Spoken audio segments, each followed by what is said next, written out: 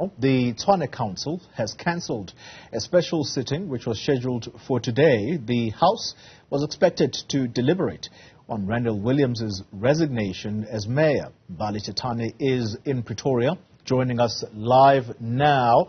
Mbali, good morning to you. Why the cancellation?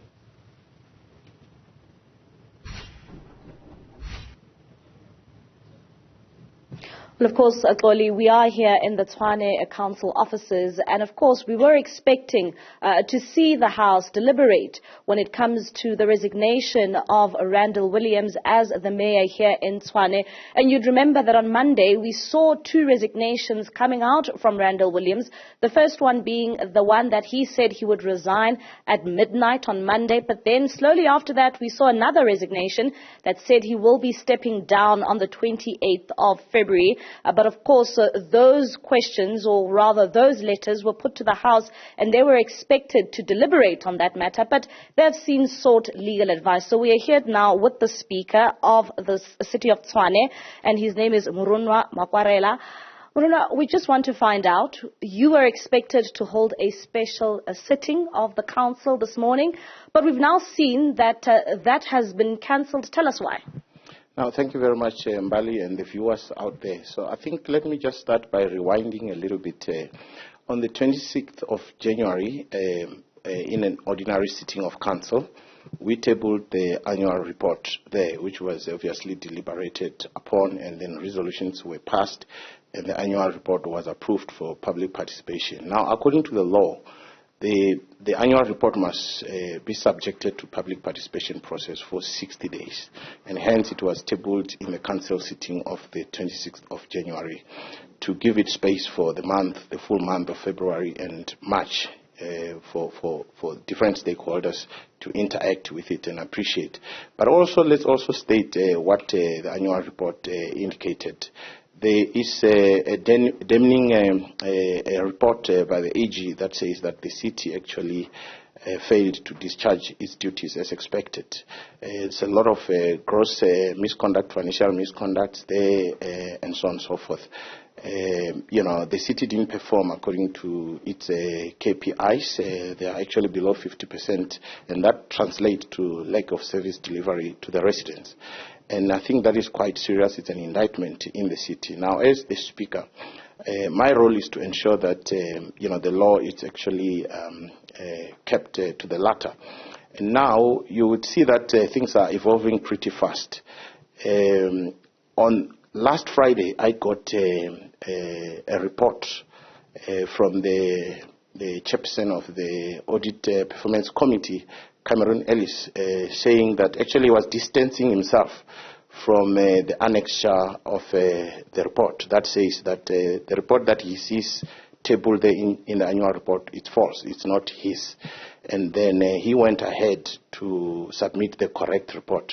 So last week already, I called a special council for today, not the one that was supposed to sit today, to correct that. So in other words, the purpose of the council was to rescind the already approved report of the 26th and replace it with the correct annual report so that we can proceed to the public participation process. So are you saying that that report was fraudulent? All I can say is that he says it was not his. Actually, to quote his words, he said that it was a draft report by the officials of this city. It was not his report. So he distanced himself from the report. So what does the actual report say? It's also damning. It's quite scathing in terms of the performance of the city as far as the report is concerned. So my job was to take council into confidence insofar as the new light of the report is concerned, to rescind the one that was approved, which was obviously not correct, because I can't go into public participation process with wrong annual report. That would be wrong, and actually that would be criminal. So I was trying to do that. However, we are overtaken by events. On Monday, we woke up, all of us, we were shocked by the resignation of the mayor, let alone the two letters that were advanced. But the bottom line, or the commonality between the two letters, is that the mayor is resigning. And then obviously, as confusing as it was, it's uncharted territories even for the speaker himself. So I had to seek legal advice as to exactly which letter I have to take into cognizance, because both letters have legal implications. The first letter would imply that, and it's according to the law, Section 55 of the Municipal Structures Act, that once the mayor has stepped down, this mayoral committee ceases to exist. So, but then he retracted that. But also according to the law, the speaker has 7 days to consider the resignation by the mayor. So fine, so I've considered the second letter that says I will only resign or with effect from the 28th of February. So it means that the mayoral committee must sit to quickly correct the annual report and bring it to council for resubmission. So that is the conundrum we find ourselves in. And then the leader of executive business wrote to me on Monday asking me to postpone a council meeting today so that mayoral committee can sit and deliberate, or rather process the new amended submission by the chairperson of the Audit Performance Committee. So that's precisely all these kind of things that are taking place and evolving very fast and sometimes overtaking us. But at the same time, I think we are pretty much exposed. The resignation, as you can see, that it was not properly handled, and we are left in this kind of a situation that we find ourselves in. Well, because now we have this resignation and we know that you are recognizing the one that says he will leave office on the 28th of February, will he still be questioned on the report he presented to the House, one that you are saying that the initial one was not the correct report he has given to the city of Tshwane?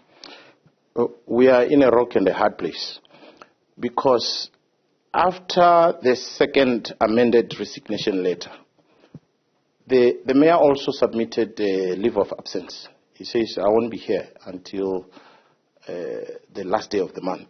So meaning that we'll never see the mayor again. What implication does that have for the city of Tshwane? The implications are enormous. I think we always will have to revert back.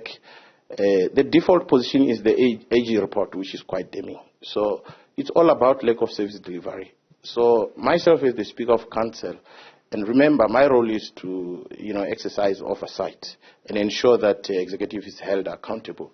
So I think that this is not good. It doesn't bode well for the citizens of the city of Tshwane, because it means that if the mayoral committee is leaderless or rudderless, then what about service delivery? So service delivery is seriously hampered or compromised, which is not a good thing at all.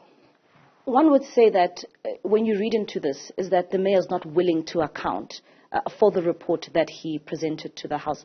Is he willing to account to the city of Tshwane and the residents of the city? I think that question could best placed before the mayor. I'm not the mayor, I'm the Speaker of Council. So I cannot answer. I don't know whether he's willing or he's not willing. All what I know, I'm presenting the fact that the mayor has resigned, and the mayor has also tendered a leave of absence until the 28th of February, which coincides also with the second amended resignation letter from the mayor. Will you still deliberate on this report? Which report? The report, the initial report that you were meant to present to the House this morning? The report of there are so many reports here. I don't know which one you're talking about. Are you talking about the resignation? The AG's report. That's exactly what needs to happen, because we must rescind the first wrong report and replace it with the correct annexure of the chairperson of the Independent Audit Committee, Cameron Ellis. So yes, we have to deliberate on that, because remember, council must actually resolve on those findings of the Independent Audit Committee. And thereafter, according to the law, the annual report must be subjected to public participation for a period of 60 days. You can already see that would mean that these things are gazetted. It's regulated by the law. So it means by end of March, we should have the discussion around the annual report that had already been subjected to public participation. Today is the 15th, so which means we are already off the mark. So we have to write to the MEC because we see it already. You see, we are already on the wrong foot of the law. So we must write to the MEC and conscientize him that please anticipate a lack of compliance that is coming, because we see it is coming.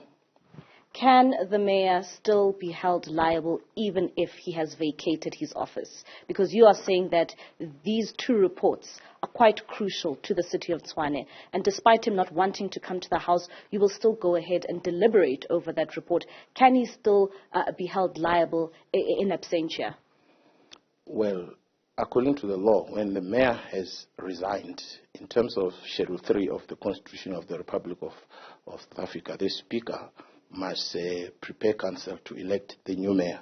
So that's the logic. And whether we're going to go after the mayor who has resigned, I'm not too sure about that, but there are legal experts in the council. If council will also take that route, I cannot preempt the deliberations of council until council sits and take and apply itself around these events.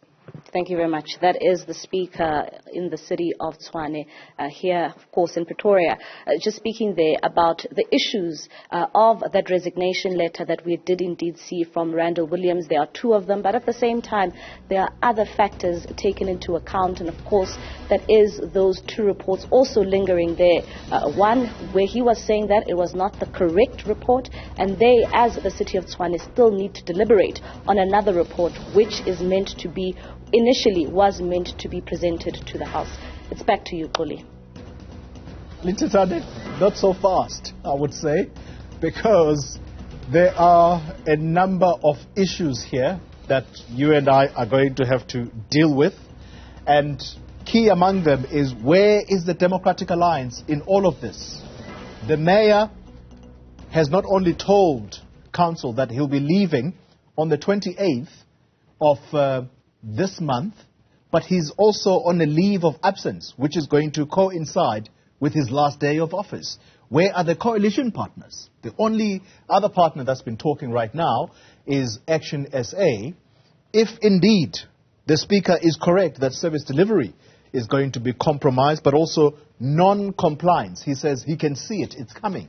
The MEC must be alerted. Where are the coalition partners?